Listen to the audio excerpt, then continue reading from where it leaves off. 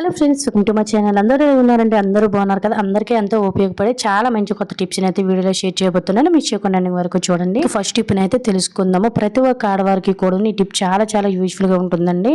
మనం బ్లౌజ్ అనేది వేసుకునేటప్పుడు ఇన్నర్ వేర్స్ అనేవి ఉంటాం కదండి. అంటే బ్రా వేసుకునేటప్పుడు ఒక్కొక్కసారి మనం చూసుకోకుండా కూడాను షోల్డర్ దగ్గర నుంచి బ్రా థ్రెడ్ అనేది మనకి బయటకు వచ్చేసి చూడడానికి కూడా అస్సలు బాగోదు. ఎవరైనా చూసినా కూడా చాలా ఇబ్బంది పడుతూ ఉంటాం కదండి. అస్సలు మనము బ్లౌజ్ వేసుకున్నా లేదంటే డ్రెస్సెస్ అనేవి వేసుకునేటప్పుడు కూడా లోన ఉండే పెట్టి కొట్టులు కానీ బ్రాలు కానీ బయటకు రాకుండా ఉండాలంటే ఒక మంచి టిప్ అనేది తెలుసుకుందాం. లేదంటే డబుల్ సెట్ టేప్ అనేది ఉంటుంది కదా. డబుల్ సెట్ టేప్ ని విధంగా 2 పీసెస్ అయితే కట్ చేసేసుకోండి. ఇలా కట్ చేసుకుని ఈ పీసుల్ని మనము ఇన్నర్ వేర్స్ అంటే లోన బ్రా అనేది వేస్తూ ఉంటాం కదండి. ఇక్కడ షోల్డర్ దగ్గర మనం వేసుకునేటప్పుడు ఈ విధంగా సెట్ చేసేసుకోవాలన్నమాట. వీడియోలో క్లియర్ గా చూపిస్తున్నాను చూడండి. ఈ థ్రెడ్ మనకి షోల్డర్ దగ్గరకు అయితే వస్తుంది కదా. సో అలా జాకెట్ కి బ్రాకి సెట్ చేసేసుకున్నాం అనుకోండి, అస్సలు మళ్ళీ మనము తీసినంత వరకు కూడా అస్సలు ఊడిపోకుండా ఉంటుందండి. అలాగే మనం వేసుకునేటప్పుడు కూడా ఎటువంటి ఇబ్బంది ఉండదు. షోల్డర్ దగ్గర అస్సలు బ్రా అనేది బయటికి మనకు రాదు. స్కూల్కి వెళ్ళే పిల్లలు డ్రెస్సులు గట్ట వేసేటప్పుడు పెట్టి కుట్టిలు గట్ట వేసేటప్పుడు కూడాను చిన్నపిల్లలకి తెలియదు కాబట్టి ఇలా సెట్ చేసి ఇచ్చేయండి. చక్కగా వాళ్ళకు కూడా ఒక అవగాహన అనేది వస్తుంది. ఇలా ఓన్లీ శారీ కట్టుకునేటప్పుడు బ్లౌజ్ షోల్డర్ దగ్గరే కాకుండా బ్యాక్ సైడ్ వీపు వైపు కూడాను బ్రా అనేది వచ్చేసి చాలా అసహ్యంగా కనిపిస్తుంది కదండి.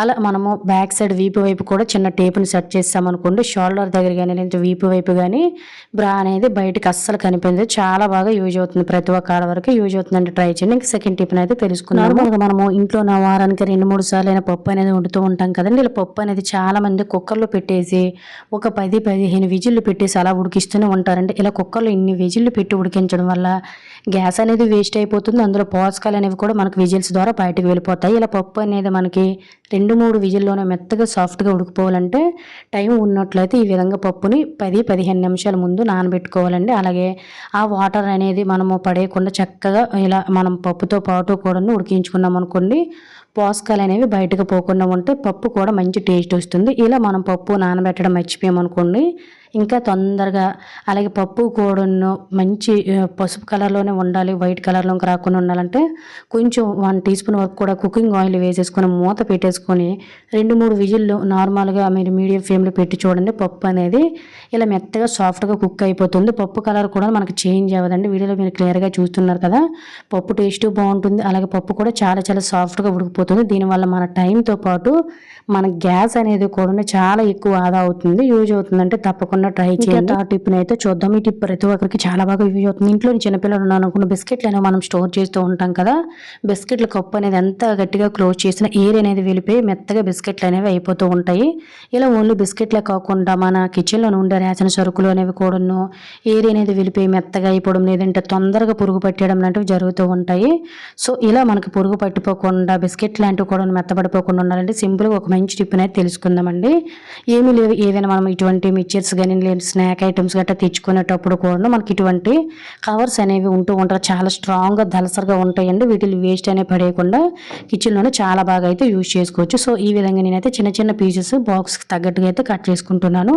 అలాగే ఫ్రెండ్స్, ఇంకొక చిన్న రిక్వెస్ట్ అండి, ఇంకా మీరు ఎవరైనా మన ఛానల్ సబ్స్క్రైబ్ చేసుకోలేకపోతే ప్లీజ్ సబ్స్క్రైబ్ చేసుకొని పక్కన ఉన్న బెల్ ఐకాన్ ఆల్ యాక్టివేట్ చేసుకోండి.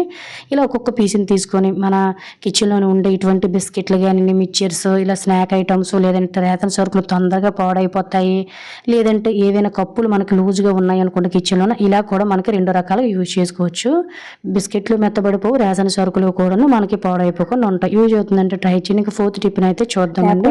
వాడే ప్రతి ఒక్కరికి కూడా టిప్ చాలా చాలా యూజ్ఫుల్గా ఉంటుంది. ల్యాప్టాప్స్ కానీ లేదంటే కీబోర్డ్స్ లాంటివి గట్టున్న మనకి ఏంటంటే డస్ట్ పార్టికల్స్ అనేవి చేరిపోతూ ఉంటాయి కదండి. ఈ స్విచ్చెస్ దగ్గర అయితే మనకి కంటికి కనిపించిన నల్ల డస్ట్ అనేది చేరిపోయి స్విచ్చెస్ అనేవి కూడా మనకి చాలా తొందరగా పాడైపోతూ ఉంటాయి. వీటిల్లో మనము ఎలా పడితే అలా క్లీన్ చేయలేమండి. సో మనకు రిపేర్ అనేది వచ్చేస్తుంది. అలాంటప్పుడు సింపుల్గా గీతలు పడిపోకుండా ఎలా క్లీన్ చేసుకోవడానికి ఒక మంచి టిప్ అనేది తెలుసుకుందాము. ఏమీ లేదు, మనం ఆడవారము బొట్టు పెట్టుకునే స్టిక్కర్ ప్యాకెట్స్ అనేవి ఉంటాయి కదండి. మరి హార్డ్గా కాకుండా ఇటువంటి ఐటెక్స్ లాంటివి అయితే మనకి చాలా స్ట్రాంగ్గా ఉంటాయి. అలాగే ఆ కాగితం కూడా మనకు చాలా స్మూత్గా ఉంటుంది. అలాంటప్పుడు ఇటువంటి కీబోర్డ్ దగ్గర చక్కగా ఇలా ఇరుకులో వీడియోలో చూపిస్తున్న విధంగా చాలా చాలా స్మూత్గా ఇలా మొత్తం క్లీన్ చేసుకున్నాం అనుకోండి, ఈ ఇరుకుల్లో పట్టేసిన జిడ్డు లాంటిది లేదంటే డస్ట్ పార్టికల్స్ అనేవి కంటికి కనిపించిన మురికి లాంటివి గట్టా ఉంటాయి కదండి, అవన్నీ కూడా చాలా చాలా నీట్గా అయితే క్లియర్ అయిపోతాయి. అలాగే ఫ్రెండ్స్, ఇంకొక చిన్న రిక్వెస్ట్ అండి, ఈ వీడియో కనుక మీకు నచ్చినట్లయితే ప్లీజ్ ఒక ఒక లైక్ చేయండి. మీరు ఒక లైక్ చేయడం ద్వారా ఇంకొంతమంది క్రియేటర్స్కి వీడియోస్ సజెస్ట్ అవ్వడం జరుగుతుంది కాబట్టి ప్లీజ్ ఒక లైక్ చేయండి. సో ఇప్పటి రోజుల్లో అయితే మనం వీటిని క్లీన్ చేసుకునే పని లేకుండా డస్ట్ పార్టికల్స్ అనేవి చేరకుండా, అలాగే ఈ కీబోర్డ్ స్విచ్లు అనేవి స్క్రీన్ మీద కూడా మనం ఫోల్డ్ చేసేటప్పుడు పడిపోతాయి కదా, అలాంటప్పుడు మనకి మార్కెట్లోని ఇటువంటి స్క్రీన్కి కవర్ చేసుకునేది అంటే స్విచ్ బోర్డు దగ్గర వేసుకునే కవర్ అనేది నేనైతే జస్ట్ 100 రూపీస్కి మార్కెట్లో అయితే దొరికిందండి. అచ్చులు అనేవి పడకుండా ఉంటాయి స్క్రీన్కి, కీబోర్డ్ అనేది కూడా మనకి అరిగిపోకుండా చాలా సేఫ్గా డస్ట్ పార్టికల్స్ అనేవి చేరకుండా ఉంటాయి. యూజ్ అవుతుందండి, ట్రై చేయండి. రోజు వాడే కత్తిర్లు అనేవి కూడా మనం వాడినా వాడకపోయినా కూడా షార్ప్నెస్ అనేవి తగ్గిపోతాయి కదా, వీటిని సింపుల్గా ఎలా షార్ప్ చేసుకోవడానికి ఒక మంచి టిప్ అనేది తెలుసుకుందాం. మనం ట్యాబ్లెట్స్ అనేవి ఓడేసిన తర్వాత ఎందుకు పనికిరావని పడేస్తూ ఉంటాం కదండి, వీటి వల్ల కూడా చాలా చాలా యూజెస్ ఉంటాయి. అండ్ అలాగే ఇవి చాలా చాలా హార్డ్గా అయితే ఉంటాయి. వీడియోలో చూపిస్తున్న విధంగా ఇలాంటి ట్యాబ్లెట్స్ తొక్కలు ఎప్పుడైనా మిగిలేటప్పుడు ఇటువంటి కత్తులకి షార్ప్ చేసుకోవడానికి చాలా బాగా యూజ్ అవుతాయి. వీడియోలో చూపిస్తున్న విధంగా ఇలా మనం కత్తిరిని కట్ చేసినా పర్వాలేదు, అంటే కిందకి మీదకి రుద్దామనుకోండి కత్తిరి మీద ఉండే జంగు లాంటిది మురుకు లాంటిది అంతా పోతుందండి. కత్తులు అనేవి పదును పడతాయి, అంటే షార్ప్నెస్ అవుతాయి కాబట్టి తర్వాత మనం ఏవి కట్ చేసుకున్నా కూడా మనకి చాలా బాగా అయితే యూజ్ అవుతాయండి. మొత్తం వీటన్నిటిని వీడియోలో చూపిస్తున్న విధంగా కట్ చేసేసుకుంటే ఆటోమేటిక్గా మనకైతే ఈ షార్ప్నెస్ అనేది అయిపోతుంది. ఓన్లీ ఇలా కత్తెరలే కాకుండా మనం నైఫ్స్ను కూడాను చక్కగా షార్ప్ చేసుకోవచ్చు అన్నమాట. ఒకసారి అయితే చూడండి ఎంత షార్ప్గా అయితే అయ్యాయి. ఒకసారి పేపర్ను కూడాను ఎక్కువ మడతలు పెట్టి కట్ చేసి చూపిస్తున్నాను. ఇంతకుముందు అసలు ఏం కట్ చేసినా తెగే కాదు, ఇప్పుడైతే చక్కగా తెగుతున్నాయి. వీటి వల్ల మన టైం మనీ కూడా సేవ్ అవుతుంది, యూజ్ అవుతుందంటే ట్రై చేయండి. ఈ టిప్తో మీ చీపులు అనేవి ఎన్ని సంవత్సరాలైనా పాడైపోకుండా కొత్త వాటిలో వాడుకోవచ్చు. మన ఇంట్లోని ప్రతిరోజు వాడుకునే పాత చీపులు అనేవి అరిగిపోయిన తర్వాత పక్కన పడేస్తూ ఉంటాం, లేదంటే పడేస్తూ ఉంటాం బయట, లేదంటే మనం ప్రతిరోజు ఇంట్లోనే ఇల్లు తుడుచుకునే చీపులు అనేవి కూడా ఈ విధంగా ముడతల్లో పడిపోయి మురికి అంతా కూడా అంటే మనం కింద క్లీన్ చేసేటప్పుడు డస్ట్ పార్టికల్స్ బ్యాక్టీరియా అంతా కూడా చీపురికే ఉండిపోతుంది కదా. ఇలా కొత్త చీపురైనా లేదంటే పక్కన పడేసిన పాత చీపులైనా ఒక్కసారి ఇలా తీసి వాడి చూడండి, ఎన్ని సంవత్సరాలైనా చీపురు అనేది పాడైపోకుండా ఉంటుంది. ముందైతే ఒక బకెట్ తోటి అయితే వాటర్ని సగాని వరకు తీసేసుకొని ఈ విధంగా మనము క్లీన్ చేయవలసిన ఓల్డ్ చీపులైనా లేదంటే కొత్త చీపులైనా కూడాను కొద్దిగా సర్ఫ్ వేసేసుకొని ఒక్క 2-3 నిమిషాలు నానబెట్టేసుకోండి. ఇలా నానబెట్టడం వల్ల చీపుల్లో ఉండే బ్యాక్టీరియా కానీ లేదంటే ఒక్కొక్కసారి విపరీతమైన బ్యాడ్ స్మెల్ అనేది వచ్చేస్తూ ఉంటుంది.